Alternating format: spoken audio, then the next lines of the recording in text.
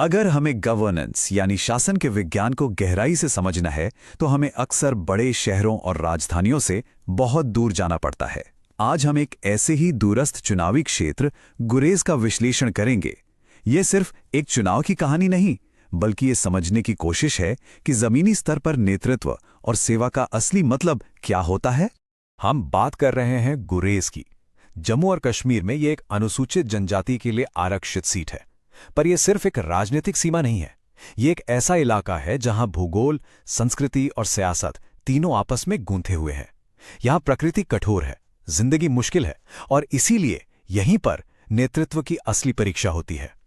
तो हमारा सफर कैसा रहेगा? देखिए, हम 5 हिस्सों में इस विश्लेषण को समझेंगे। सबसे पहले हम लोगों की नब्ज टटोलेंगे, फिर चुनावी मैदान के आंकड़ों को देखेंगे, इसके बाद जनादेश के पीछे के कारणों को समझेंगे, सत्ता के बदलते पैटर्न पर नजर डालेंगे और आखिर में इन सब बातों से सीखकर गवर्नेंस का एक ठोस ब्लूप्रिंट तैयार करेंगे। तो चलिए पहले हिस्से से शुरू करते हैं, द पीपल्स पल्स। क्योंकि कोई भी रणनीति बनाने से पहले उस जमीन को और वहां के लोगों के संघर्षों को समझना सबसे जरूरी होता है।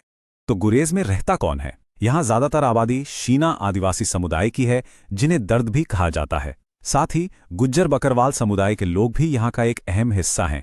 यहाँ की अर्थव्यवस्था खेती और टूरिज्म पर टिकी है। लेकिन सोचिए, एक ऐसी जगह जो साल के 6 महीने सर्दियों में राजदान पास बंद होने की वजह से पूरी दुनिया से कट जाती है। इसका सीधा असर पड़ता है रोजगार पर। नतीजा, बहुत ज्यादा बेरोजगारी और युवा घाटी छोड़कर जाने को मजबूर हैं। तो जाहिर है, यहाँ वोटर्स की चिंताएं कोई हवाई मुद्दे नहीं हैं, ये बहुत ही बुनियादी हैं, सर्वाइवल से जुड़ी हुई। पूरी घाटी के लिए सबसे बड़ा मुद्दा है सड़क। दूर दराज के गांव में आज भी बिजली और फोन का नेटवर्क एक सपना है। युवाओं के लिए नौकरी और आमदनी का सवाल सबसे बड़ा है। और क्योंकि एक बॉर्डर का इलाका है, तो सीमा से सटे गांव के लिए सुरक्षा हमेशा एक बड़ी चिंता बनी रहती है। तो ये तो हुई लोगों की परेशानियां। अब देखते हैं कि वोटिंग के दिन ये परेशानियां नतीजों में कैसे बदलती हैं। गुरेज का चुनाव हमेशा से ही एक बहुत ही करीबी, एक कांटे की टक्कर वाला मुकाबला रहा है। 2024 के चुनाव के आंकड़े देखिए। एक तरफ नेशनल कॉन्फ्रेंस और कांग्रेस का गठबंधन, जिन्हें मिले 53.6% वोट, और दूसरी तरफ भारतीय जनता पार्टी, जिन्हें मिले 46.4% वोट। आप देख सकते हैं, फासला बहुत ज्यादा नहीं है। मुकाबला कितना कड़ा था, ये साफ दिखता है। जीत का अंतर सिर्फ 1132 वोटों का था। बस, जब हार और जीत के बीच इतना कम फासला हो तो एक एक वोट की कीमत समझ में आती है।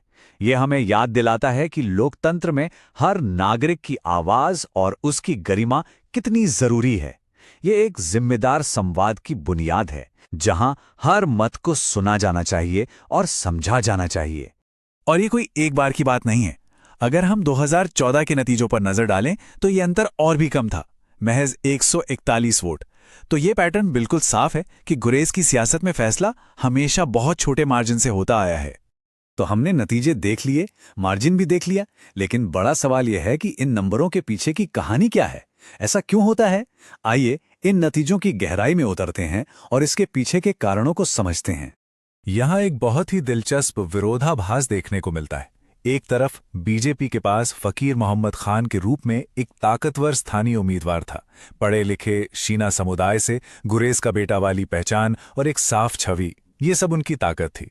लेकिन दूसरी तरफ पार्टी का संगठन जमीन पर काफी कमजोर था। बूथ कमेटियां उतनी मजबूत नहीं थीं और पार्टी 1996 से यहां कोई जीत दर्ज नहीं कर पाई थी। रणनीतिक तौर पे देखें तो मौके भी थे और चुनौतियां भी। मौका यह था कि केंद्र सरकार के प्रोजेक्ट्स के नाम पर वोट मांगे जा सकते थे, लेकिन सबसे बड़ी चुनौती थी कांग्रेस और नेशनल कॉन्फ्रेंस का मजबूत गठबंधन, जिनके पास एक पक्का वोट बैंक था। साथ ही बॉर्डर पर तनाव का माहौल भी एक बड़ी चुनौती थी। किसी भी चुनाव को ठीक से समझने के लिए थोड़ा पीछे जाना पड़ता है। आज का नतीजा एक लंबी कहानी का बस एक हिस्सा है। तो चलिए पिछले 4 दशकों के चुनावी पैटर्न पर एक नजर डालते हैं। ये टेबल गुरेज की सियासी कहानी खुद बताती है। आप देखिए, वोट डालने वालों की तादाद हमेशा से ही बहुत ज्यादा रही है।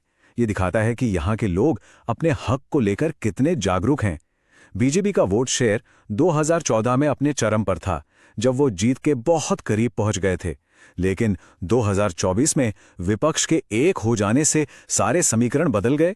तो इस पूरे डेटा का निचोड़ क्या है? सीधी सी बात है, गुरेज में वोट उम्मीदवार के चेहरे और उसकी कबीलाई पहचान पर पड़ता है। बीजेपी का ग्राफ 2014 में सबसे ऊपर गया, लेकिन उसके बाद कांग्रेस एनसी गठबंधन ने अपनी पकड़ और मजबूत कर ली। इसका मतलब साफ है कि अब इस दीवार को तोड़ने के लिए एक बिल्कुल नई रणनीति की जरूरत है। तो अब तक हमने विश्लेषण किया, अब बात करते हैं आगे के रास्ते की।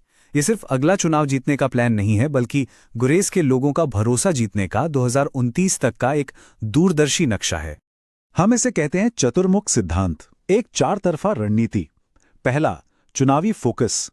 वोटर्स को उनकी जरूरतों के हिसाब से समझें और सिर्फ सबसे जरूरी मुद्दों पर बात करें, सड़क, बिजली, नौकरी। दूसरा, संगठन को मजबूत करना। तीसरा, एक ऐसी कहानी बनाना जो लोगों को अपनी लगे। और चौथा, सही संसाधनों का इस्तेमाल। ये सिर्फ एक चुनावी मशीन बनाने का काम नहीं, बल्कि सेवा का एक संस्थान बनाने का मिशन है। और ऐसा करते हुए लोगों की सहमति और उनके डेटा की प्राइवेसी का सम्मान करना, जैसा कि भारत का डीपीडीपी कानून कहता है, सर्वोपरि है। और इस मिशन को कल पर नहीं टाला जा सकता। इसके लिए एक 90 दिन का एक्शन प्लान है। पहले 30 दिनों में संगठन को दोबारा खड़ा करें और जनता दरबार शुरू करें। अगले 30 दिनों में घर घर जाकर लोगों की सुने और छोटे मोटे काम जैसे मेडिकल कैंप तुरंत शुरू करें।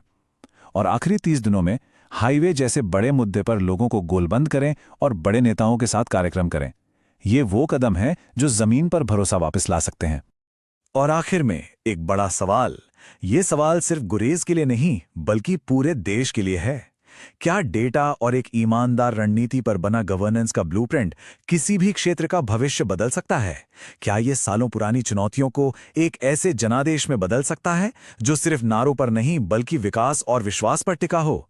इसका जवाब केवल रणनीति में नहीं बल्कि सच्ची जनसेवा के इरादे में छिपा है।